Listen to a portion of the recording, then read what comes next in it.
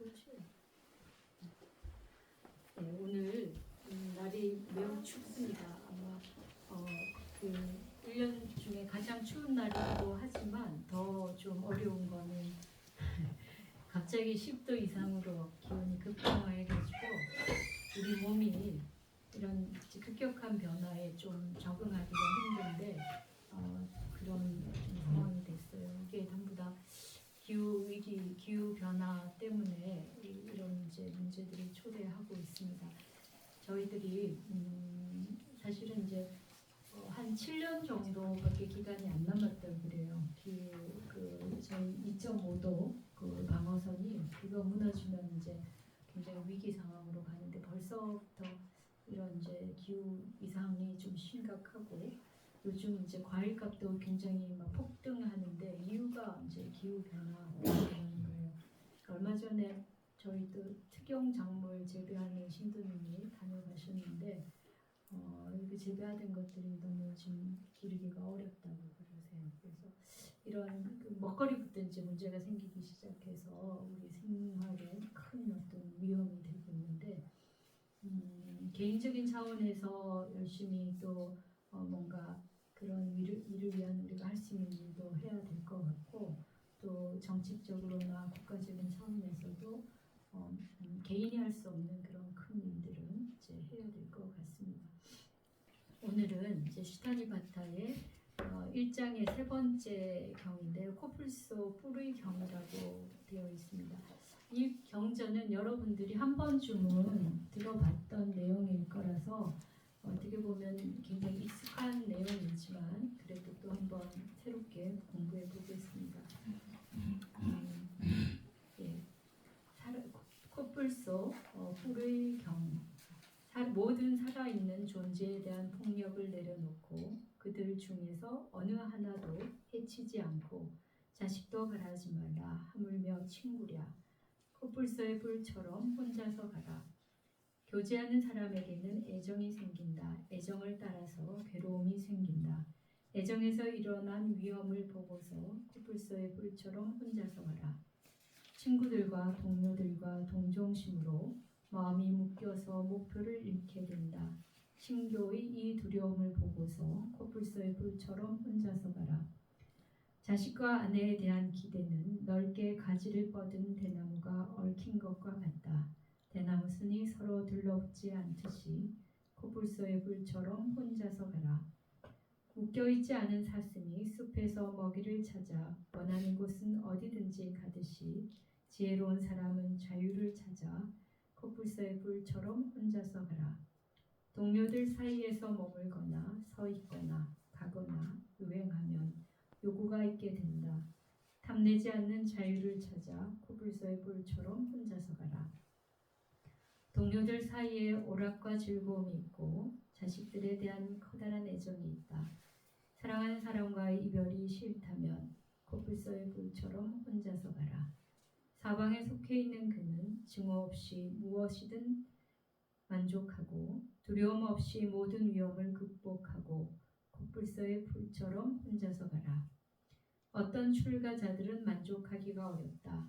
또한 집에 사는 제가자들도 마찬가지다.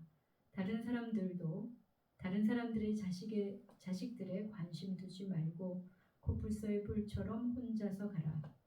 잎이 떨어진 코빌라라 나무처럼 제가자의 특성들을 떨쳐버리고 영웅은 제가자의 툭박을 끊고서 코뿔소의 뿔처럼 혼자서 가라. 만일 확고하고 선한 삶을 사는 지혜로운 친구를 얻는다면 모든 위험을 극복하고 기쁘게 깨어있는 마음으로 그와 함께 가라. 만일 확고하고 선한 삶을 사는 지혜로운 친구를 얻지 못한다면 정복한 왕국을 버리는 왕처럼 코뿔소의 뿔처럼 혼자서 가라. 우리는 참으로 친구를 얻은 행운을 기린다. 자기보다 낫거나 동등한 친구와 가까이 사귀어야 한다. 그런 친구를 만나지 못하면 허물없이 살며 코뿔소의 뿔처럼 혼자서 가라. 금 세공사에 의해 잘 만들어진 빛나는 황금의 팔찌 2개가 한 팔에서 함께 부딪히는 것을 보고 코뿔소의 뿔처럼 혼자서 가라. 이처럼 두 사람이 함께 있으면 잔소리와 말다툼이 일어나리라. 장차 이 두려움을 보고 코뿔소의 불처럼 혼자서 가라. 참으로 감각적 쾌락들은 다양하고 달콤하고 즐거워서 그들의 여러 가지 모습으로 마음을 휘젓는다. 감각적 쾌락의 가닥들에서 위험을 보고 코뿔소의 불처럼 혼자서 가라. 이것이 나에게 재앙이고 종기이고 불행이고 질병이고 화살이고 공포이다. 감각적 쾌락의 가닥들에서 이런 위험을 보고 코뿔소의 불처럼 혼자서 가라. 추위와 더위, 굶주림과 목마름, 바람과 태양의 열기, 쇠파리와 뱀들, 이 모든 것들을 이겨내고 코뿔소의 불처럼 혼자서 가라. 점이 있고 웅장하고 거대한 몸뚱이를 가진 코끼리가 무리를 떠나 숲에서 좋아하는 대로 사는 것처럼 코뿔소의 뿔처럼 혼자서 가라. 교제를 좋아하는 사람에게는 일시적인 해탈을 얻는 것도 불가능하다. 태양의 후예의 말씀을 명심하여 코뿔소의 뿔처럼 혼자서 가라. 잘못된 견해의 왜곡을 벗어나 길을 얻어서 해탈의 길에 도달하였다. 나에게 지혜가 생겼다. 다른 사람에 의해 이끌릴 필요가 없다 라고 생각하고 코뿔소의 뿔처럼 혼자서 가라. 탐욕 없이, 속임 없이, 가래 없이, 거짓 없이 도려움과 어리석음을 날려버리고 온 세상에 대한 집착 없이 코뿔소의 뿔처럼 혼자서 가라. 유익함을 보지 못하고 나쁜 행동에 빠져버린 악한 친구를 멀리하라. 그릇된 견해에 빠진 자, 태만한 자를 가까이 하지 말고 코뿔소의 뿔처럼 혼자서 가라. 널리 배워 가르침을 마음으로 아는 고매하고 지혜로운 친구를 사귀어라. 유익한 길을 알고 의심을 버리고 코뿔소의 뿔처럼 혼자서 가라. 세상에서 감각적 쾌락에서 오는 행복에도 유의와 오락에도 만족하지 않고 관심 두지 않고 꾸밈을 삼가고 진실을 말하면서 코뿔소의 뿔처럼 혼자서 가라. 자식과 아내, 아버지와 어머니, 재물과 곡식, 친척들, 그리고 감각적 쾌락의 한계까지 모두 버리고 코뿔소의 뿔처럼 혼자서 가라. 이것은 집착이다. 여기에는 행복도 적고 만족도 적다. 여기에는 괴로움은 더 많다. 이것은 낚시 바늘이라고 알고서 지혜로운 이는 코뿔소의 뿔처럼 혼자서 가라. 물속의 물고기가 그물을 찢는 것처럼 불이 다 타버린 곳으로 되돌아가지 않는 것처럼 속박들을 부수어버리고 코뿔소의 불처럼 혼자서 가라. 눈을 아래로 뜨고 주의 깊게 걷고 감각기관을 지키고 마음을 집중하고 번뇌가 새지도 않고 불타지도 않고 코뿔소의 불처럼 혼자서 가라. 제가자의 특성들을 버리고 잎이 떨어진 빨이 찼다 나무처럼 출가하여 가사를 잊고 코뿔소의 뿔처럼 혼자서 가라. 맛에 탐닉하지 않고 산만하지 않고 부양할 사람 없이 차례대로 착발하고 이집저집 마음에 묶이지 않고 코뿔소의 뿔처럼 혼자서 가라. 마음의 5가지 장애를 버리고 모든 더러움을 몰아내고 의존하지 않고 사랑과 미움을 끊어버리고 코뿔소의 뿔처럼 혼자서 가라. 이전의 행복도 괴로움도 버리고 환희도 슬픔도 버리고 순수하고 고요한 평정을 얻고서 코뿔소의 뿔처럼 혼자서 가라. 최상의 진리를 얻기 위해 단호하고 활기찬 마음으로 게으름 없이 확고한 노력으로 강한 힘을 갖추어 코뿔소의 불처럼 혼자서 가라. 한적함과 명상을 버리지 않고 모든 일에 항상 단말을 따라 살고 존재들에서 비참함을 알고서 코뿔소의 불처럼 혼자서 가라. 가래의 소멸을 열망하고 깨어있고 총명하고 배우고 마음을 집중하고 가르침을 이해하고 확신을 갖고 넘치는 힘으로 코뿔소의 불처럼 혼자서 가라. 소리에 놀라지 않는 사자처럼 그물에 걸리지 않는 바람처럼 물에 더럽혀지지 않는 연꽃처럼 코뿔소의 불처럼 혼자서 가라. 모든 동물들을 제압하고 짐승의 왕으로 승리하여 걸어가는 강한 이빨을 가진 사자처럼 한적한 거처로 가야 한다. 이처럼 코뿔소의 불처럼 혼자서 가라.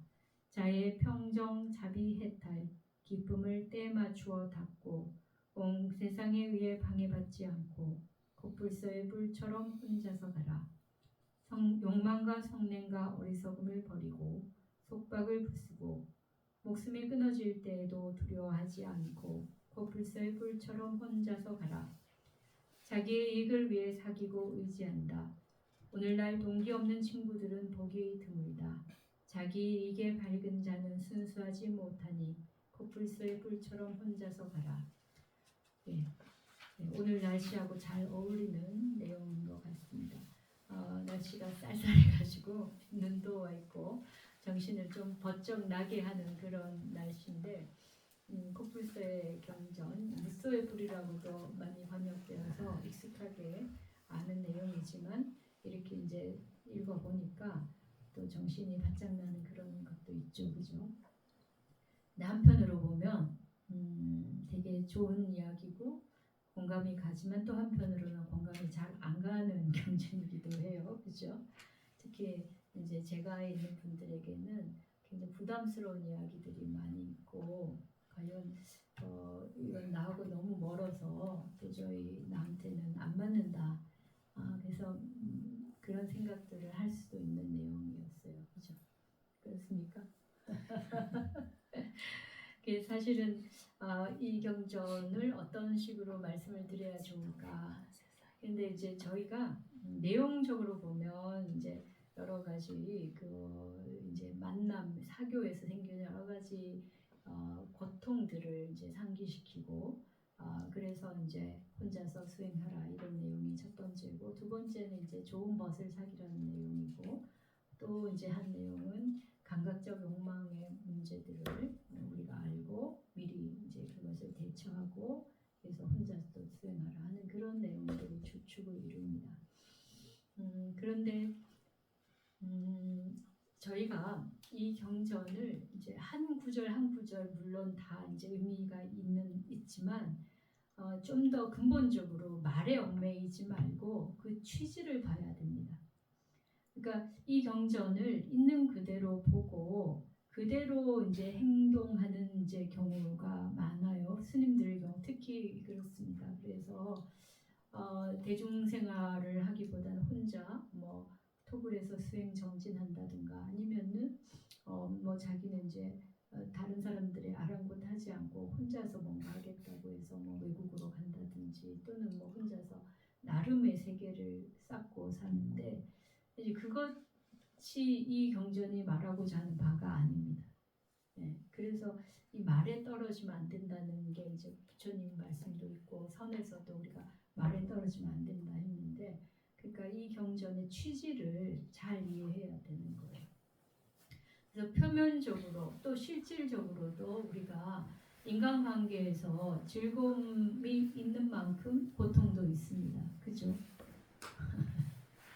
근데 전반적으로 우리들에게는 당장의 즐거움이 좋은 거예요. 그래서 나중에 뭐가 되든 당장 즐거우면 그 즐거움을 우선 받아들이게 되는데 좀 더 깊이 있게 보고 또 그것이 가지고 있는 좀 더 항구적인 결과를 생각하면서 행동을 해야 되는 거죠. 그래서 이제 그런 측면이 있고 그다음에 이 혼자서 가라는 것을 단순하게 어떤 거주의 문제라든지 또는 행위의 문제로만 보면 안 돼요. 혼자 살면서도 우리는 끊임없이 타인을 지향하고 타인을 머릿속에 생각하며 사는 사람도 있고 또 많은 사람과 함께 살면서도 굉장히 독립적인 삶을 사는 사람들이 있습니다. 물론 이제 그렇게 되는 건 쉽지 않지만 어쩌면 전자의 경우가 훨씬 더 많다고 할 수 있어요. 혼자 살면서도 늘 딴 사람을 그리워하고, 그죠? 그래서 사실 우리가 이제 외롭다라는 말을 혼자 살면 많이 쓰잖아요, 그죠? 그 외로운 거하고 고독한 거하고 좀 다른 것 같아요. 외로움은 혼자 있는데 혼자 있는 게 아니에요. 마음속에 다른 사람을 품고 사는가 외롭다는 생각을 하는 거예요. 고독하다는 거는 그렇지 않은 것 같아요.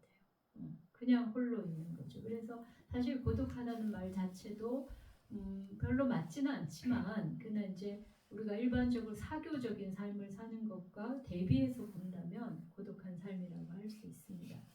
근데 그러니까 사실 이제 주거 형태여서 단독으로 사는 요즘은 이제 뭐 스님들이 아니어도 독신 가구도 많잖아요. 요즘은 또 혼자 사는 게 더 사람들이 편하다고 그래요. 그래서 이 경전 없어도 많은 사람들이 나 혼자 살 거야 그러고는 살고 있습니다. 근데 과연 그 삶이 이 여기서 말하는 코뿔소의 뿔처럼 홀로 가는 삶일까? 네, 그건 아니죠, 그죠? 그냥 여럿이 사는 것에서 오는 번거로움을 피하기 위해서 혼자 사는 사람들이 많거든요. 오히려 지금 문제는 어떤 공동체적인 가치가 사라지기 때문에 삶에서 오는 여러 가지 사실은 부딪히며 살면서 오는 여러 가지 그 어려움을 감당하려고 하지 않기 때문에 문제가 생기는 거죠. 네. 근데 지금 이 경전의 말씀에 따르면 부딪히면서 사는 그 어려움을 굳이 할 필요가 있겠냐? 네, 맞아요. 그런데 근데 이제 그 부딪히면서 사는 삶에서 그냥 그것이 싫어서 가는 거라면은 여기 말씀이 막 이렇게 산다고 말할 수 있지만 여기서 말하는 내용은 그게 싫어서라기보다는 그것의 본질을 이해하고 그 본질에서 완전히 그 본질 자체를 이제 더 이상 원치 않는 삶을 사는 거죠. 그래서 정말 간단히 말하면 사교의 삶을 살지 않는 겁니다. 근데 저희들이 사람을 만나건 안 만나건 우리 마음속에 늘 타자가 들어가 있으면 그건 사교적인 삶이라고 할 수 있어요. 그래서 이렇게 혼자 있는데 제가 이렇게 혼자 있는데 누가 언제 올까 이렇게 기다리고 있으면 그 딴 사람하고 같이 사는 거예요. 그럼 제가 이걸 하는데 누가 어떻게 볼까 이렇게 생각하고 있으면 또 그렇습니다. 그래서 여러분들이 내 삶에서 뭔가를 행위할 때 늘 다른 사람을 염두에 두고 그 사람을 생각하고 그 사람이 나를 어떻게 평가해 줄까? 꼭 그것이 특정한 사람이 아니어도 일반적인 그 대중이라고 할지라도 그런 생각이 많으면은 자유롭지 못한 삶을 살게 됩니다. 근데 이게 이제 인정 욕구라고 그래요. 심리학에서 인정을 받고자 하는 욕구.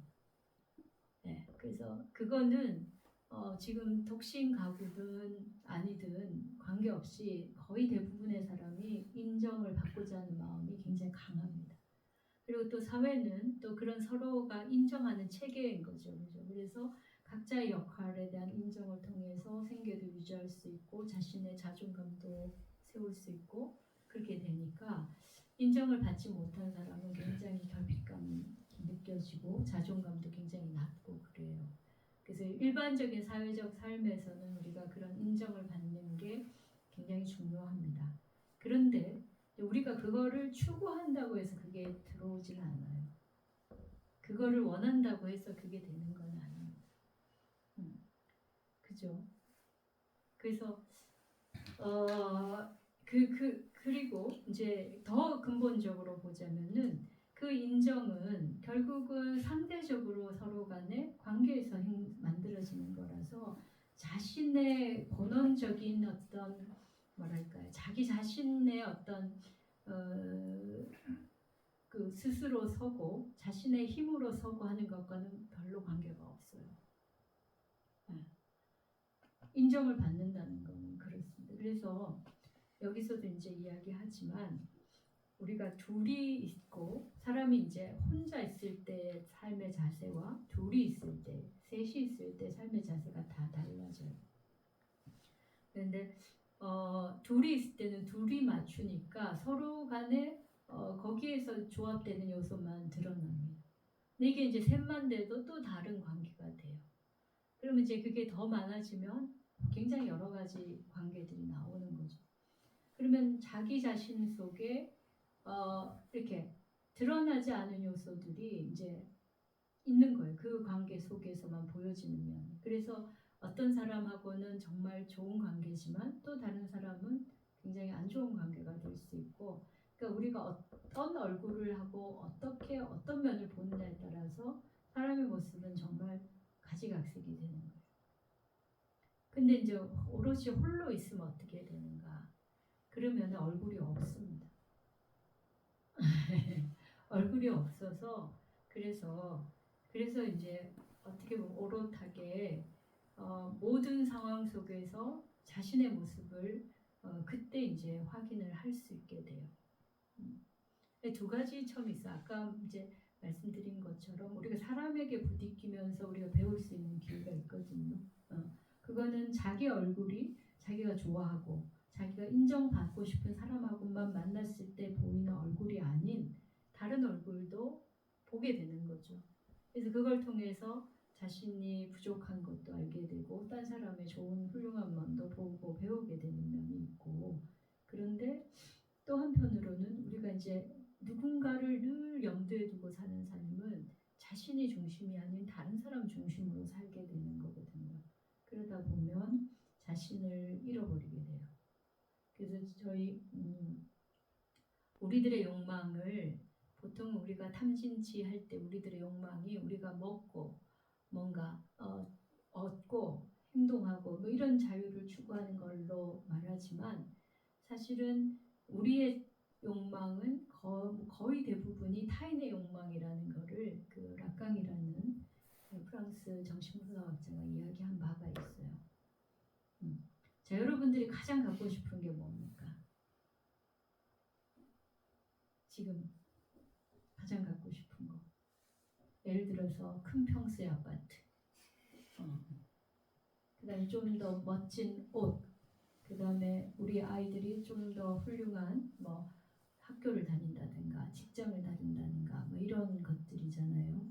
근데 그거를 자세히 곰곰이 우리가 따져보면은 나한테 과연 더 큰 평수가 진짜 내가 필요해서 하는가, 아니면 큰 평수에 사는 것들이 사람들이 다 좋아하기 때문에 선호하기 때문에 내가 그러는가. 그게 보면은 큰 평수 사는 거를 사람들이 다 부러워하고 좋아하기 때문에 나도 좋아하는 거예요. 그 다음에 더 이제 좀 더 심각하게 보면 내 아이가 좋은 학교, 좋은 직장을 다니는 걸 원하는데, 물론 아이를 위한 마음도 있죠. 그렇지만 또 솔직히 들여다보면은 남한테 자랑하고 싶은 마음이, 다른 사람한테 인정받고 싶은 마음이 있는 거예요. 애들이 또 그걸 먼저 알아요. 그래가지고 엄마는 위선적이야 이러면서 벌써 말하잖아요. 그러니까 그게 내가 스스로 또는 그 상대방에게 가장 좋은 것이기 때문이 아니라 또 다른 제3자, 타인의 시선을 내가 내재화해서 그들에게 맞춘 어떤 욕망을 가지는 거예요. 그래서 우리 현대 사회에서의 우리들의 욕망은 전부 다 이렇게 타자의 욕망을 내 것인 것처럼 알고 살아갑니다. 그래서 사실은 불행하죠. 왜냐하면 다른 사람의 욕망은 내가 아무리 해도 다 만족시킬 수가 없거든요. 그러면 더 큰 평수의 아파트에 가서 보면 또 다른 사람들이 선망하는 또 다른 게 있죠. 그럼 또 그걸 선망하게 되고, 그래서 그 욕망이 만족을 모르게 됩니다. 그리고 실제로 이제 보면은 행복하지도 않는 거예요. 근데 우리는 이제 그런 삶을 살면서 그냥 그게 진짜 삶인 줄 알고 살아요. 그리고 거기에 모든 에너지를 다 쏟고 삽니다. 세속적이라고 말하는 것들이 다 그런 것들이에요.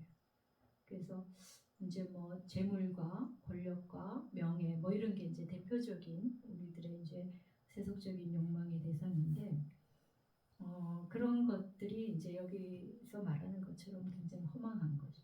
그다음에 애정의 관계도 그렇습니다. 여러분들에게는 굉장히 중요한 요소죠. 가족을 이루고 살기 위해서 중요한 거고, 사회가 이루어지기 위해서도 굉장히 중요한 건데, 또 불교에서도 보면 뭐 자비를 실천해라 이렇게 하면 어떻게 보면 애정의 요소이잖아요. 그럼에도 불구하고 어쨌든 이제 그 차이는 이제 우리가 나중에 다시 보더라도 어쨌든 그렇게 이제 서로에게 대한 기대와 어떤 그 얽매임이 또 그만큼의 고통을 가져옵니다. 그러니까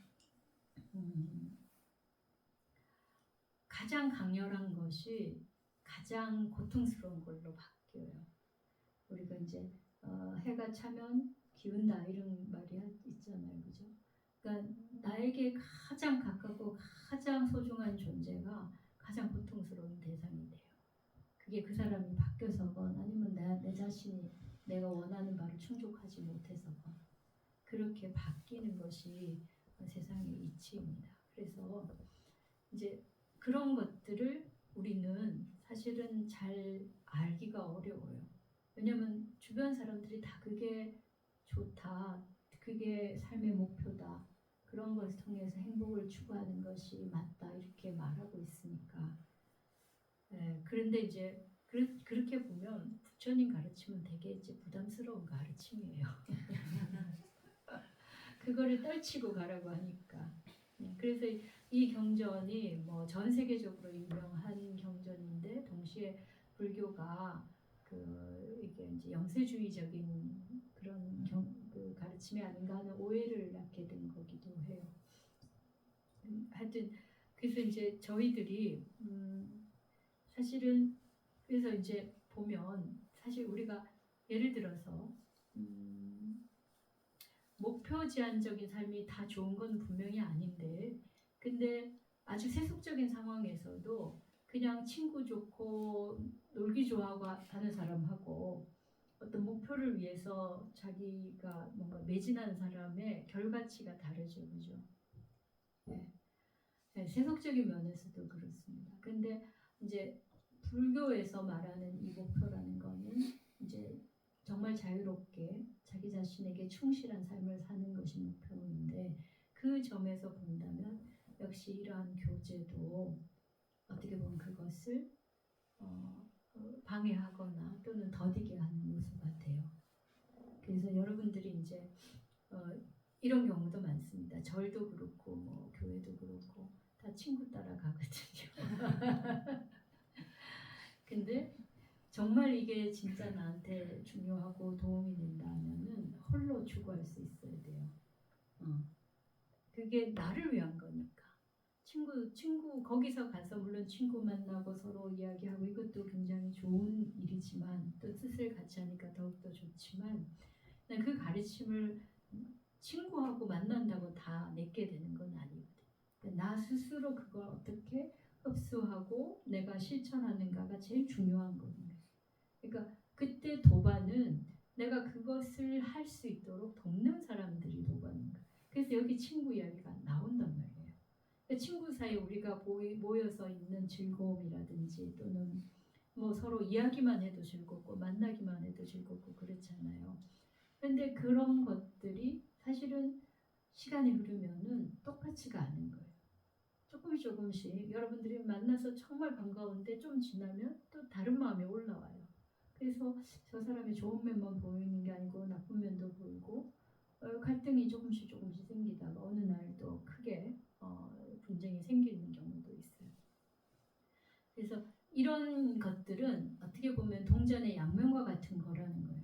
그러니까 우리는 늘 좋은 쪽으로만 생각하고 기대하고 하지만 우리가 지금까지 경험해온 거를 쭉 반추해 보면 그렇지 않은 요소들이 분명히 있거든요. 그렇게 본다면 이제 그것을 추구하기보다는 정말 나에게 나의 삶이 어떤 식으로 나아가야 되는가 자기의 가치를 추구해야 돼요.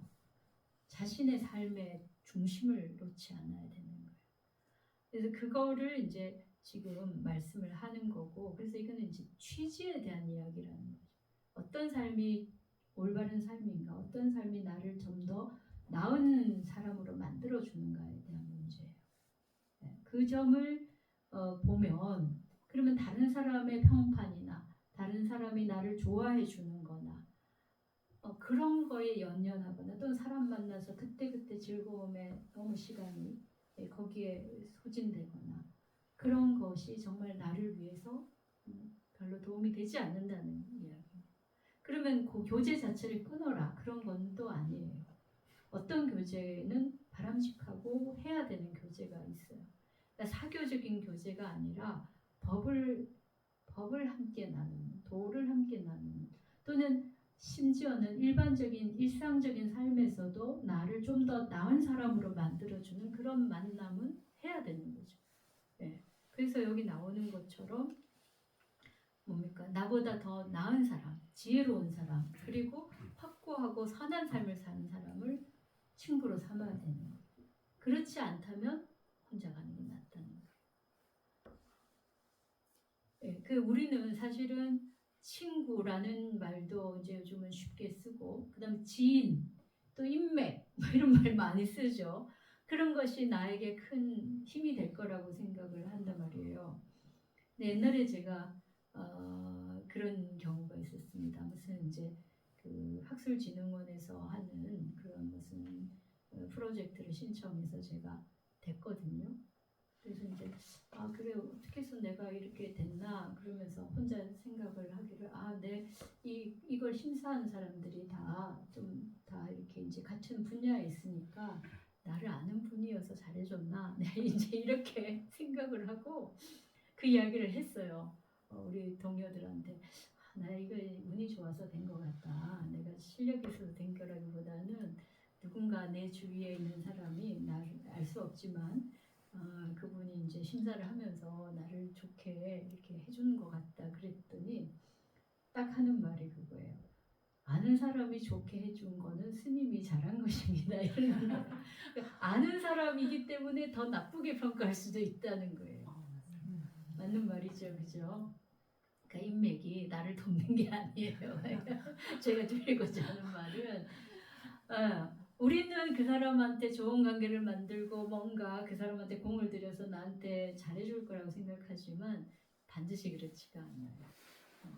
그러니까 주변에 있는 사람들한테 정말 진심으로 좋은 어떤 걸 한다는 것은 서로 뭐 기브 앤 테이크로 이렇게 그 주고받는 거래 관계가 아닌 상황에서 정말 저 사람이 괜찮다, 뭐 어떤 분야에 실력이 있다, 뭐 이런 평판을 받는다는 거는 오히려 먼 사람보다 가까운 사람이 더 가혹하거든요.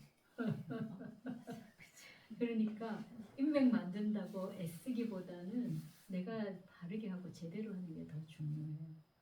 인맥은 사실 아무것도 아닌 거예요, 보면. 그래서 그것이 중심에 쓰면 그 다음에 이제 인간관계도 거기에 따라 만들어지고 그 인간관계가 정말 도움이 되기도 하고 그래요. 근데 어떤 사람들은 본질이 아니라 이제 지말만 추구하죠. 그래서 막 인맥만 만들고 막 그러는데 실제 실력은 형편없어가지고 오히려 그 인맥이 자신을 처음엔 돕는 듯 하지만 나중에는 좀 더 나쁜 영향을 끼칠 경우도 많이 있어요. 사람들은 근데 특히 우리나라는 특히 타인의 평가에 굉장히 민감합니다. 우리나라 사람들이 이 동아시아 문화권 자체가 유교 문화권 자체가 다른 사람을 굉장히 의식하도록 하는 그런 분분이 있기 때문에 그런데 또 한국은 사회가 좁아가지고 그런 게 또 더 심해요.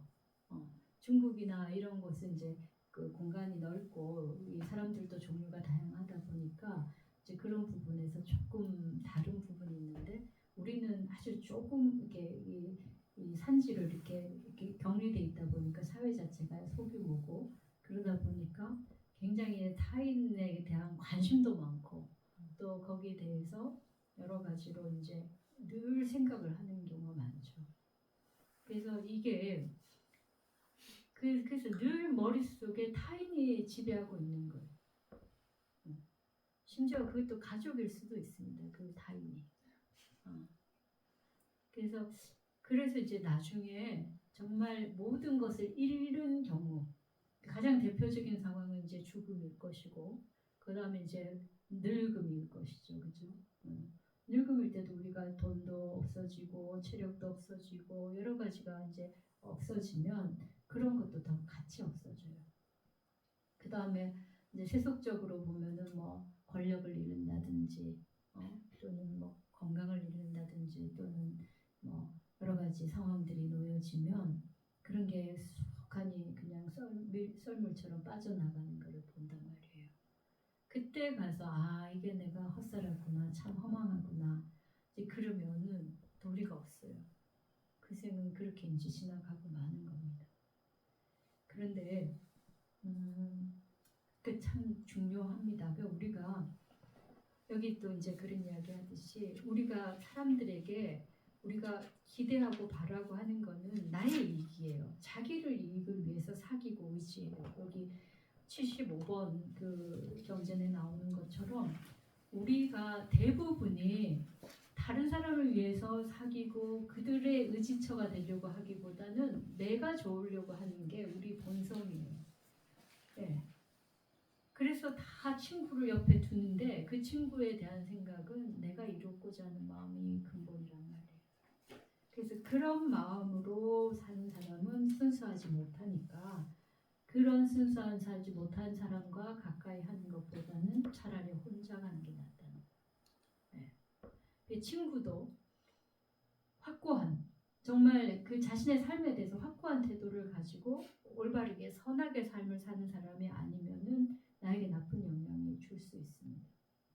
네. 지혜로워야 되죠. 근데 실제로 우리 사회가 저는 정말 많이 걱정을 하는데 우리 사회는 신이 뭐 부처님도 아니요, 기독교 야훼도 아니요, 아무도 아니, 알라도 아니요, 아무도 아니에요. 우리 사회 신은 돈입니다. 모두가 돈이면 다 된다고 믿잖아요. 그러면 신이지 뭐. 달리 신이 신이니까. 돈만 있으면 다 된다고 생각하잖아요. 돈만 있으면 권력도 얻고 여러 가지 뭐 사람들의 마음도 살 수 있다고 생각하죠. 뭐 애정과 존경은 돈으로 살 수 없다고 말하지만 또 살기도 합니다. 그죠? 네. 그러니까 그러면 우리 사회의 신은 돈이에요. 모든 종들을 막론하고 우리 사회의 신은 돈인데 우리나라가 특히 그게 더 심한 것 같아요. 어떤 가치관이라는 게 너무 한순간에 무너져서 그래서 돈이면 다고 그럼 돈을 어떻게 버느냐 벌 수 있는 방법이라면 물불을 가리지 않고 버는 거죠. 그런 문제들이 심각해요. 그래서 우리 사회가 지금 가장 위험한 사회인데 한국이 가장 위험한 나라입니다. 왜 위험하냐면 출산율이 지금 0.7% 미만으로 떨어지고 있어요. 그러면 조만간 10년, 20년 안 돼서 생산 인구가 반도 안 되게 줄어들 겁니다. 그럼 국가 자체가 굉장히 규모가 아주 팍 쪼그라들 것이고 그러면 지금의 우리가 하고 있던 여러 가지 것들이 다 멈추게 될 겁니다. 그리고 오히려 이제 노령 인구 여러분 주위에 아이가 요즘 10대 아이가 또는 20대 아이가 부양해야 될 인원을 생각해 보면 한 5명, 6명 넘어요. 그럼 그 아이들은 무슨 전생에 무슨 잘못을 해서 그 많은 사람을 부양해야 됩니까? 그러니까 전반적으로 사회가 굉장히 위험해지는데 그럼 왜 아이를 낳으려고 하지 않느냐를 역추적을 해보면 위기의 이제 근원이 나와요. 근데 저는 이제 제 생각으로는 교육의 문제, 부동산의 문제가 제일 컸다고 생각해요. 교육의 문제는 우리가 교육을 너무나 목표 지향적으로 학벌 중심으로 했던 거 그리고 단기적인 암기와 기능적인 면에 치우쳤던 거 인성을 중심으로 하지 않았던 거 뭐 그런 여러 가지를 짚을 수 있는데 그래서 지금은 교육이 사교육화가 되었습니다. 심지어 이제 공교육마저 사교육에 다 이제 포섭되어 있고 그래서 최근에 이제 교사들에 대한 여러 가지 문제들이 있었잖아요. 그거는 학부모가 아니라 소비자라고 하는 거죠. 그래서 자식을 내가 돈을 주고 맡기니 교사는 내가 이제 당신의 노동력을 사는 사람이다. 그래서 내가 요구하는 대로 해주지 않으면 안 된다. 이런 이제 자본시장의 논리가 교육에까지 들어가 버린 거예요. 그래서 교육의 내용이 문제였는데 지금 이제 교육 관계마저도 완전히 파탄이 난 거죠. 그래서 정말 교사가 교사로서의 자리가 없어지고 무슨 이제 일용직 노동자처럼 그렇게 상품 판매를 해야 되는 위치에 있게 된 게 가장 큰 문제이고, 그다음 이제 부동산은 모두가 이제 그 불로소득이잖아요. 근데 부동산으로 이제 생계를 유지하다 보니까 젊은 사람들은 그럼 부동산 어떻게 구해요? 먹고 잠을 잘 공간도 없는 거. 그래서 지금은 이제 부모가 뭔가 자산을 갖고 있지 않으면은 그 2세, 3세들은 생활 자체가 어려워지고 생활 자체가 어려워지니까 그리고 이제 또 그 부동산 가치가 이제 수도권 중심으로 모이니까 경쟁이 굉장히 치열한 겁니다. 그래서 제가 그 어떤 그 이론을 봤는데 짝짓기가 일어나는 건 굉장히 인간의 자연스러운 모든 생명체의 자연스러운 본능인데 그게 적당한 인구 밀도와 적당한 그 경쟁이 있을 때 그게 굉장히 잘 작동을 하지만 지나치게 경쟁이 심하면 그게 안 일어난다는 거예요. 그래서 수도권 같은데 지금 젊은 아이들 다 가 있잖아요. 그리고 조그마한 이제 원룸 하나 얻어서 살잖아요. 근데 삶이 고달픈 거예요. 그래서 짝짓기를 할 그럴 여력이 없는 거예요. 그러니까 결혼도 안 하고 결혼을 해도 아이를 낳거나 이런 식의 이제 삶을 사는 게 전혀 그 생각하지 않게 되는. 이건 이제 부동산의 문제와 연관된 거예요. 그래서 어쨌든 제가 이제 이야기를 한 그 까닭은 이렇게 우리들의 삶을 이루고 있는 많은 요소들이 무너지는 데는 가치관의 문제가 굉장히 문제가 됐고 그것이 허물어지면서 국가 전체가 허물어지는데 그동안 베이비붐 세대들은 누려왔어요. 근데 그 다음 세대들은 결국 이제 그 피해를 받게 될 거예요. 그래서 굉장히 위험한 상황이다. 그런데 그런 삶을 우리가 계속 살아오면서 문제를 못 느끼고 이렇게 그냥 비커에 들어간 쥐처럼 청개구리처럼 그냥 물이 조금씩 따뜻해지니까 별로 문제가 없다고 살다가 어느 날 삶아서 그냥 죽음을 당하는 것처럼 우리도 그 상황 속에서 별 문제 없이 살다가 어느 날 이제 같이 공멸하는 상황이 올 것 같은 거예요. 그래서 지금 우리가 정말 필요한 거는 올바른 삶의 가치를 세우는 거예요. 네, 그게 선한 삶을 사는 사람, 바른 삶을 사는 사람이 중심이 되어야 됩니다. 네, 그리고 그것이 지혜로워야 되는 거죠. 네, 그렇게 사는 삶이 훨씬 더 좋은 삶이라는 걸 아는 것도 지혜로운 거고 그 삶을 어떻게 살아갈 것인가를 알아야 되는 것도 지혜로움이에요. 그래서 그런 사람들은 세상에 드물지만 있어요. 우리가 찾아보면 있습니다. 그리고 그런 삶을 사는 사람들은 별로 힘들지 않아요. 외적인 조건과 무관하게. 누가 인맥이 없어도 그 사람들은 살 수 있고 뭐 재산이 많지 않아도 살 수 있고 그렇습니다. 그래서 그런 사람들을 우리가 버트로 삼고 그 사람들과 함께 살아가야 돼. 그래서 깨어 있는 마음으로 살아가야 돼. 네. 근데 뭐가 깨어 있지도 모르는 우리가 모두 이제 흐리멍텅해져 있으면은 이게 그냥 같이 휩쓸려 가서 어느 날 그냥 모두 공멸한다는 거예요. 저희 연사님 맨날 상자들이 이제 수행 안 하고 그냥 시주밥만 축내고 있으면 이게 다 지옥으로 갈 거라고 이렇게 내가 다 그냥 지옥으로 갈 거라고 그래 말씀을 하셨거든요. 그러니까 우리도 그냥 어영부영 살다 보면은 어느새 이제 그런 때가 오는 거예요. 이제 살아서도 이제 올 수가 있는 거예요. 그래서 이제 그렇지 그런 사람들이 우리 주변에 있다면 그 사람들과 함께 그런 가치를 지향하면서 살 것이고 그렇지 못하면 차라리 혼자 가라는 거예요. 내 가치를 지키면서 다른 사람들의 말이나 다른 사람들의 인정에 거기에 좌우되지 말고 혼자서 가라는 거예요. 그래서 이 혼자서 가라는 거를 사람들이 자꾸 그 홀로 사는 거 독신의 삶 이것만 생각하는데 독신 삶은 지금 이제 절에 안 와도 이제 차고 넘치게 많단 말이에요. 근데 모두가 힘들어하고 더 괴로워하고 더 외로워하는 거는 올바른 삶의 가치가 없어서 그래요. 그래서 혼자의 삶이 우리가 자기를 어떻게 보면 냉정하게 잘 볼 수 있어요. 제가 이렇게 이제 혼자 있지만 어떻게 보면은 내가 이렇게 다른 사람 밑에서 숨어버린 일들도 혼자 있을 때는 직면해야 돼요. 그죠? 네. 그리고 안 되는 일도 해야 돼요. 이런 것들이 어떻게 보면은 굉장히 자신을 가감없이 있는 그대로를 보게 하는 것이 돼요. 그래서 속이지 않고 스스로 속이지 않고 그리고 삶을 어떻게 사는 것이 올바른가에 대한 그게 헷갈리지 않게 갈 수가 있어요. 네. 그래서 이제 정말 좋은 친구라면 내가 그 헷갈리지 않고 가는 삶을 도와서 같이 갈 수 있죠.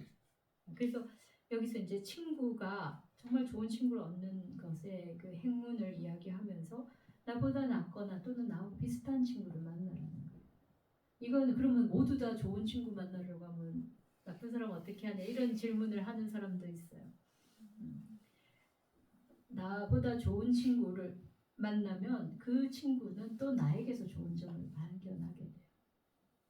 서로가 그렇게 됩니다. 네. 그리고 어쨌든 배울 수 있고 그냥 만나서 좋고 저 사람이 나를 잘해줘서 좋은 게 아니라 배우고 내 삶을 바꾸고 내 잘못된 것을 고칠 수 있는 사람이어야만 되는 거예요. 그런 친구를 옆에 두는 건 쉽지가 않아요. 그거는 인연도 돼야 되고 나도 그 친구를 만날 만큼의 마음의 준비가 돼 있어야 돼요. 솔직하게 자신을 볼 수 있어야만 그 친구들을 받아들일 수 있습니다. 네. 쓴소리 하는 사람이 옆에 있어야 되는 거예요. 그 정치가들이 가장 치명적인 문제가 뭐예요? 옆에 쓴소리 하는 사람 안 두고 간신배 두면은 그냥 몰락하는 거잖아요. 특히 정치하는 사람들은 자기 합리화가 제일 심한 사람이라고 제가 들었어요. 그래서 제일 오래 산답니다. 왜냐면 다 자기 합리화를 하니까. 그리고 다 어떤 상황에서든 다 그렇게 하니까. 그래서 예를 들면은 다른 사람들이 100이면 100사람이 당신은 이번에 국회의원 안 될 거예요. 이렇게 이제 속으로 생각해도 본인은 믿는데요. 그 심지어 여론조사가 안 나와도 이거는 어쩌다 해서 그럴 거야라고 계속해서 이제 그 인정을 안 하는 거죠. 그래서 이제 오히려 자기 속은 편해서 오래 산다고 그런 이야기를 제가 주워들었는데 이 거슬리고 좋지 않은 소리를 할 수 있는 사람이 옆에 있어야 돼요. 그리고 좋은 점을 보고 배울 사람이 옆에 있어야 돼요. 네. 그게 정말 중요합니다. 그래서 여러분들이 그냥 내 주변에 사람이 많다고 해서 다 좋게 생각하셔서는 안 돼요. 오히려 정말 진실하게 만날 수 있는 사람이 한 명이라도 있으면 그게 내가 인생을 잘 산 것입니다. 차라리 그런 시간에 쓸데없이 만나서 뭐 시간을 보내는 것보다는 내가 그 시간에 뭐 경전을 한 번 더 보고 나 자신 이제 명상을 하고 또 뭐 안 되면 일을 하고 그런 식으로 해서 자신의 삶을 스스로가 이렇게 일구어 나가야 돼. 그래서 이 이야기를 이제 내용을 하나하나 다 짚자면 더 많은 이야기가 할 수 있는데 그래서 우리가 이제 그 사슴이나 뭐 호랑이, 그 코끼리나 이런 존재들이 홀로 가고 홀로 원하는 대로 가잖아요. 근데 옆에 뭐가 있으면 걸리적거려가고 혼자 못 가요. 물론 친구 따라 강남 간다고 좋은 데 가는 경우도 있지만 또 그 사람들에 맞춰야 되고 그죠? 그 사람들이 좋아하는 대로 또 해줘야 되고 또 그 사람들 하다 보면 나도 그 사람들과 같이 또 좋아하는 것처럼 생각이 들어서 내가 꼭 필요하지 않아도 뭔가를 하게 돼요. 그런 일은 할 필요가 없다는 거예요. 네, 여러분들은 그러면 이제 걱정합니다. 그 사람이 나를 떠나면 어떡해. 근데 걱정하지 않으셔도 돼요. 떠나면 또 다른 사람이 옵니다. 그래요. 그러니까 이렇게 여러분들이 그냥 이제 우리가 살아보면은요 인연이 영원한 게 별로 없어요, 그죠? 네. 네.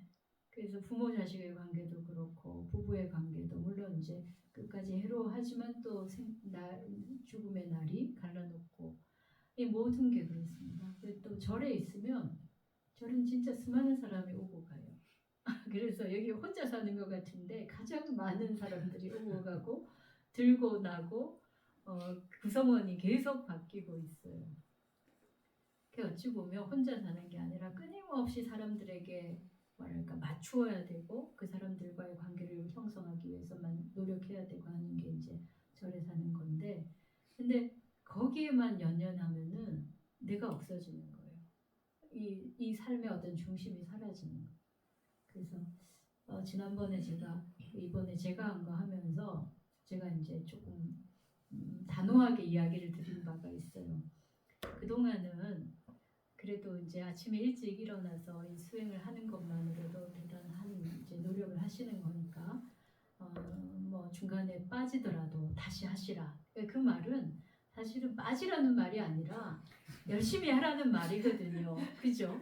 빠져도 할 만큼 설사 무슨 피치 못할 사정이 있어도 빠져도 하시라. 이런 이야기인데 사람들은 아 빠져도 되는구나. 그래가지고 그냥 너무 편하게 이제 그걸 빠지는 걸 당연히 하고 그러다 보면 이제 뭐 흐지부지 끝에 가면 이제 몇 명이 안 남아요. 끝까지 남는 사람 몇 안 되는 거예요. 제가 이제 여기 이제 뭐 여러 사람들 오고 가면서 또 같이 살면서 제가 이제 너무 허용적으로 했다. 그 반성을 좀 했습니다.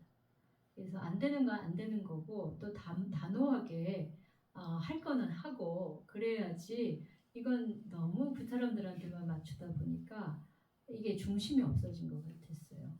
서로가 지켜야 될 기본적인 예절과 도리와 이런 것들도 어긋나고 사실은 그 3개월을 여러분들도 힘쓰지만 저도 힘쓰거든요. 그래서 그 서로가 서로에 대한 존중하는 마음이 있고 또 내가 그 결심을 한 것이 스스로에게도 이게 그냥 해보는 일이 아니라 정말 중요하고 내가 꼭 해야 될 일이라고 결심하고 하는 일이라면 그러면 이제 정신 바짝 차리고 해야 되는 거예요. 그래서 제가 좀 단호하게 말씀을 드린 바가 있습니다. 네. 이 뭐라고 할까 뭐 사람 뭐라도 해도 괜찮습니다. 뭐라도 좋습니다. 물론 자비심의 발로로 그렇게 하는 부분도 있지만 또 단호하게 아니고 틀리고 안 되는 거는 정리하는 것도 필요해요. 그래서 여러분들이 내 주변에 사람이 떨어져 나가면 어떡하나 너무 걱심하지 마십시오. 여러분들이 가는 길이 제대로 돼 있으면 또 사람 오게 돼 있고 또 안 오도 뭐가 문제입니까? 내가 나 자신한테 충실한데. 네. 그래서 저는 사실 그러고 나서 이제 동안거 시작하고 저에게도 이제 조금 단호해진 면이 있어서 오히려 좀 더 충실한 기분으로 수행을 하고 있습니다. 그런 게 그래서 지금 여기가 굉장히 매정할 수도 있고 어떻게 보면 굉장히 막 선민의식 같은 느낌도 들고 이러는데 딴 사람은 다 내버려두고 나만 혼자 고고하게 이렇게도 보이는데 그게 아니에요. 나 자신의 스스로 되게 이제 각오를 가지고 스스로 단호한 삶을 살라는 이야기입니다. 그럴 때는 가차없이 칼을 휘두르듯이 그렇게 휘둘러야 되는 거예요. 사람이 너무 말하자면 속된 말로 힘머리가 없어도 안 되는 거예요. 그래서 이제 이 이야기를 전반적으로 보면 우리에게 주어진 여러 가지 그런 세속적인 즐거움은 다 고통으로 전환되는 거예요. 그건 이제 부처님 가르침의 기본이잖아요. 근데 그런 것에서 제일 큰 게 사람과의 관계예요. 우리 먹을 것도 나를 만족시키고 뭐 여러 가지 오용락을 만족시키는 많지만 결국은 사람의 문제로 된단 말이에요. 근데 그 사람을 어떻게 만나느냐? 그 사람에게 연연하지 않고 나를 중심으로 살아가는 거예요. 그래서 이제 제가 오늘 말 이야기가 긴데 기독교 같은 경우는 공동체를 굉장히 중요시합니다. 그래서 공동체로서 만나서 이제 그렇게 교회라는 것도 공동체로서 이루어지는 거거든요. 네, 그러다 보니까 기독교의 지금 여러 가지 지금 교회 시스템도 그게 이제 기본 바탕이 돼서 그런 문화가 형성됐는데 불교는 그런 요소를 닮으려고 굉장히 노력하는데 잘 안 돼요. 왜냐면은 불교의 DNA가 그게 달라요. 불교는 혼자서 가라만 있는 것이 아니에요. 혼자서도 가고 친구하고도 가는 거예요. 그래서 이제 제가 학인들 이제 우문사에서 학인들 지도할 때는 대중하고도 잘 지내고 혼자도 잘 지내야 된다. 제가 그랬어요. 보통 이제 그런 대중 조소에 가면은 대중하고 잘 지내라고 말씀을 하세요. 근데 대중하고 잘 지내려고 막 여기저기 이렇게 하다 보면 결국은 대중하고 잘 못 지내요. 오히려 때로는 대중들이 자기하고 잘 안 맞아도 물론 이제 그렇다고 일부러 뭐 개각을 부리라는 게 아니라 잘 안 맞고 이해받지 못하더라도 진실하게 하다 보면은 뭔가 나중에 결과가 좋거든요. 알게 되거든요. 그럴 때는 혼자 그 외로움과 쓸쓸함을 감내할 만한 그런 용기가 있어야 돼요. 그거 없이는 안 되는 거예요. 그래서 불교는 한편에서 홀로 수행함을 굉장히 강조합니다. 그걸 감내하는 그런 인욕의 수행이기도 하고요. 또 자기 자신을 온전하게 볼 수 있는 방법이기도 하기 때문에 그래요. 특히 여러분들이 부부 관계에 있으면은 저 사람이 나를 뒷받침해주고 내가 저 사람을 뒷받침해주면서 자기를 온전히 보기가 힘들어요. 부모 자식 관계도 그렇습니다. 다른 데 던져놔야 내가 온전히 보여요. 여러분들 그 관계를 지금 없애라는 게 아니라 그 관계 속에 있으면서도 나를 딴 데 던져놔 볼 필요가 있어요. 그래야 내 다른 모습과 내 장점과 또 단점을 볼 수 있어요. 마찬가지로 사람의 관계가 그렇단 말이에요. 그래서 대중하고도 잘 지내고 혼자서도 잘 지내야 돼요. 그러니까 불교 수행은 홀로 하는 수행이에요. 근본적으로 홀로 하는 수행입니다. 그렇지만 그것이 좋은 벗들과 함께 할 수 있는 수행이에요. 그들을 통해서 배우고 나아갈 수 있는 거예요. 그래서 불교의 DNA는 그 홀로 있음이 기본이 되는 부분이 있어요. 그래서 여러분들이 이렇게 오지만 내가 맨날 법회 때 같이 오세요. 그래도 맨날 따라오시는 분들도 많거든요. 그 절에 올 때는 좀 한적하게 혼자 있고 싶어서 오겠다는 분도 많아요. 물론 이렇게 같이 모여서 또 같이 탕마하는 힘도 있지만 그래서 이 불교가 갖고 있는 다양한 차이들이 그 기본 정신에서 오는 거고 어떤 삶을 추구하는가에 대해서 그것 때문에 오는 거죠.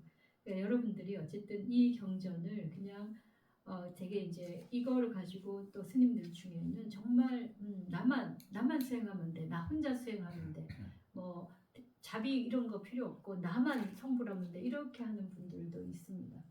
뭐 지금 그렇지 않겠지만 예전에 그런 분들이 있었어요. 그래서 막 혼자 막 그 토굴에 들어가서 혼자만 수행하면 돼 그런데 그런 분들이 또 개각이 많은 거예요. 그래서 그 정신이 어떤 삶을 사는가에 중점이 주어져 있다는 거예요. 자신의 삶의 중심을 놓치고 다른 사람과의 관계에만 매몰되면은 우린 그 삶이 그 생은 꽝이에요 한마디로. 네, 그 인연은 영원하지 않아요. 다시 또 다른 인연이 또 옵니다. 그 전에 여러 가지 관계들에 연결되어서 또는 이 인연도 변하거든요. 동일하게 있지 않거든요. 부모 자식 관계도 계속 바뀌어 왔잖아요. 그죠? 세월이 흐르면 또 바뀌어 갑니다. 나에게 가장 소중하고 내가 나의 생명을 넣어서 기른 자식이지만 세월이 흐르면은 배우자를 또 만나서 완전히 남인 것처럼 떠나보내야 되는 시간도 있고 여러 가지 상황들이 있잖아요. 그렇게 인연들은 변화해 가는 거예요. 그래서 그것에 너무 연연해 살다 보면은 자신이 없어지고 자신의 삶이 그냥 시간만 흘러 보내는 게 됩니다. 그래서 예전에 제가 이 글을 읽었을 때 젊었을 때 읽었을 때는 참 좋은 말이고 마음을 이렇게 후련하게 해주는 말씀이고 뭔가 막 자유를 향해서 막 뭐 어디론가 달려가야 될 것 같은 그런 느낌을 주게 하는 경전이었어요.